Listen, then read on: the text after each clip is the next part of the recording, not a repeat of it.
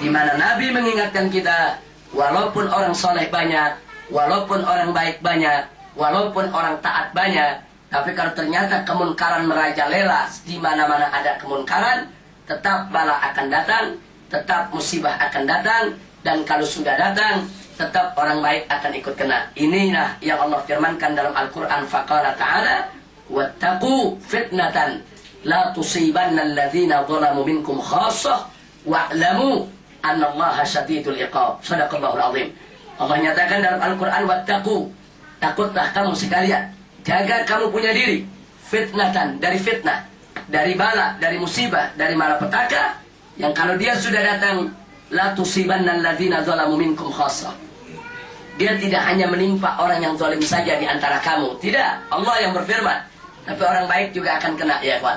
Dan Allah ingatkan, wa'lamu, ketahuilah, anallaha syadidul iqab, bahwa Allah subhanahu wa ta'ala itu maha dahsyat, maha pedih siksanya, ya kawan. Na'udzubillah min dzalik. Semoga Allah selamatkan kita dari adab dan siksanya, ya kawan. Nah, kenapa Allah ingatkan tentang siksanya yang dahsyat? Ini sebagai cambuk buat kita. Artinya kalau selama ini kita membiarkan maksiat karena kita takut menghadapi resiko daripada nahi munkar, karena resikonya memang kita diintimidasi, diteror, diancam, diculik, dianiaya, dibunuh, dan seterusnya. Allah kasih tahu, itu semua nggak seberapa kalau dibandingkan siksa Allah. Kecil itu. Nah, sekarang kita pilih, apa kita lebih suka untuk menerima siksa Allah, atau kita berkelahi saja sama para penjahat?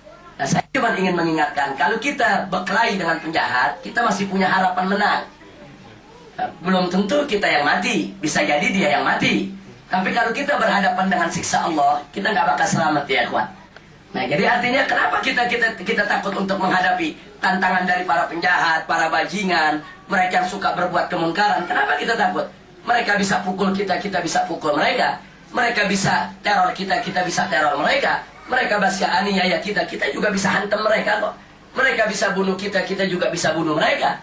Nah, jadi artinya daripada kita harus berhadapan dengan siksa Allah, hukum Allah, yang kita tidak akan punya tempat untuk melarikan diri, lebih baik kita hadapi penderitaan, menghadapi para penjahat, yang mana itu tidak akan seberapa, ya kawan.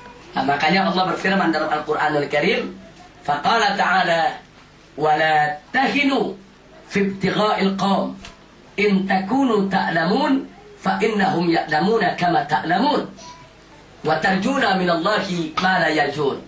Jadi Allah berfirman, di mana Allah nyatakan, wala tahinu, jangan sekali-kali kamu merasa hina, merasa rendah, merasa minder, merasa tidak punya kekuatan, merasa tidak berdaya, merasa tidak mampu, fi ibtigha'il qawm, di dalam menghadapi musuh-musuhmu. Jadi kalau kita pusing mikirin strategi, Allah kasih tahu, mereka juga pusing mikirin strategi. Jadi kalau kadang-kadang kita suka punya perasaan takut, Allah kasih tahu, mereka lebih takut dari kita. Nah, maka itu kita tidak pungkiri kenyataan bahwa ada manusia yang tidak punya keberanian, ya kawan. Jadi jangan anggap semua manusia punya keberanian. Enggak, salah kita kalau kita anggap semua manusia punya keberanian. Ada manusia yang memang tidak punya keberanian. Andai pun punya, mungkin pada saat-saat tertentu aja, ya kawan. Nah, untuk orang-orang semacam ini, teruskan dakwahnya, teruskan amar ma'rufnya, tapi jangan dia halangi saudara dia yang sedang bernahi munkar. Teruskan amar ma'rufnya, tapi jangan saudaranya yang lagi nahi munkar difitnah sama dia, dijeleki sama dia. Jangan. Nah, kita harus berbagi tugas, ya kawan. Perkis kayak petani tadi. Petani yang cuma bisa nanam padi terusin. Dia nggak bisa bunuh tikus. Suruh anak muda yang bisa bunuh tikus, ya kawan. Nah, insya Allah kalau itu semua berjalan, hasil panennya akan baik, ya kawan. Jangan sampai ada orang mengatakan, wah percumalah kita perang-perang lawan maksiat itu di bawah. Nanti kita tutup di sini, muncul di sana. Bakar di sana, muncul di sini. Enggak. Yang namanya jihad nggak ada yang percuma, ya kawan. Walaupun kita tutup satu, tumbuh 1000, enggak ada yang percuma, ya kawan. Satu kita tutup, faman ya'mal mithqala dzarratin khairan yarah, wa may ya'mal mithqala dzarratin syarran yarah. Jadi sekecil apapun kebajikan yang kita buat, nggak ada yang sia-sia. Nanti akan terlihat di akhirat sebagai tabungan akhirat kita di sisi Allah Subhanahu wa taala. Jadi tidak benar kalau kita tutup satu tempat maksiat, muncul 1000 tempat maksiat, terus kita katakan perjuangan kita sia-sia. Enggak. Mujahid nggak ada yang sia-sia. Sekalipun dia mati dan ternyata tidak berhasil merubah keadaan, nggak sia-sia.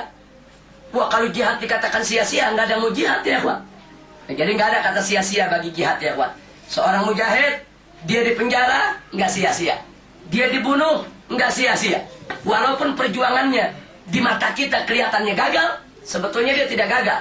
Dia mendapatkan syahada, itu sendiri sudah satu keberhasilan ya, Wak.